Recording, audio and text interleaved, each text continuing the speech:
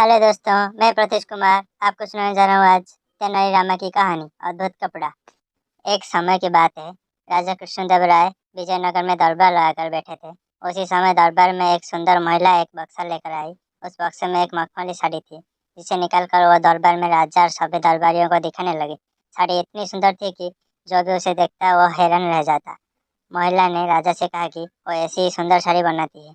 उसके पास कुछ कारीगर है जो अपनी गुप्त कलाओं से इसी साड़ी को बुनाई करते हैं। उसने राजा से निवेदन किया कि अगर राजा उसे कुछ धन दे तो वह उनके लिए भी ऐसा साड़ी बना देगी। राजा कृष्णदेव राय ने महिला की बात मान ली और उसे धन दे दिया। महिला ने साड़ी तैयार करने के लिए 1 साल का समय मांगा। इसके बाद वह महिला साड़ी बुनने के लिए कारीगरों के साथ राजा के महल में रहने लगी और साड़ी की बुनाई करने लगी। इस दौरान उस महिला और कारीगर के खाने पीने से लेकर तमाम खर्चे राजमहल ही उठाता था। इसी तरह 1 साल का समय निकल गया। फिर राजा ने अपने मंत्रियों को साड़ी देखने के लिए उस महिला के पास भेजा। तो मंत्री कारीगर के पास गए तो वो देखकर हैरान रह गए। वहाँ 2 कारीगर बिना किसी धागे या कपड़े के कुछ बुन रहे थे।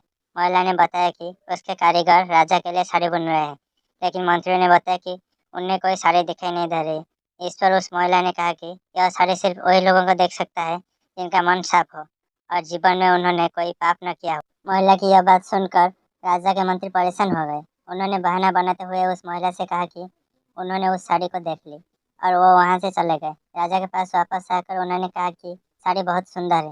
राजा इस बात से काफ़ी खुश हुए।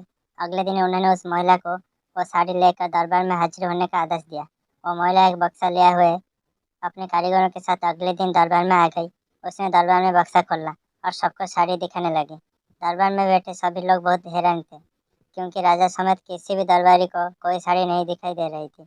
यह देखकर तेनालीराम ने राजा के कान में कहा कि उस महिला ने झूठ बोला है और सभी को बेवकूफ़ बना रही है।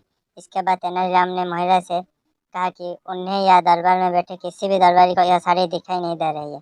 तेनालीराम की यह बात सुनकर महिला ने कहा कि यह साड़ी सिर्फ उसी को दिखाई देगी जिसका मन साफ होगा और उसने कोई पाप न किया होगा। महिला की इस बात को सुनकर तेनालीराम के मन में एक योजना आई। उन्होंने उस महिला से कहा कि राजा चाहते हैं कि तुम खुद उस साड़ी को पहनकर दरबार में आओ और सभी को वह साड़ी दिखाओ। तेनालीराम की यह बात सुनकर वो महिला राजा के सामने माफ़ी मांगने लगी। उसने राजा को सब सच सच बता दिया कि उसने कोई साड़ी नहीं बनाई है, वो सबको मूर्ख बना रही थी। महिला की बात सुनकर राजा को बहुत गुस्सा आया।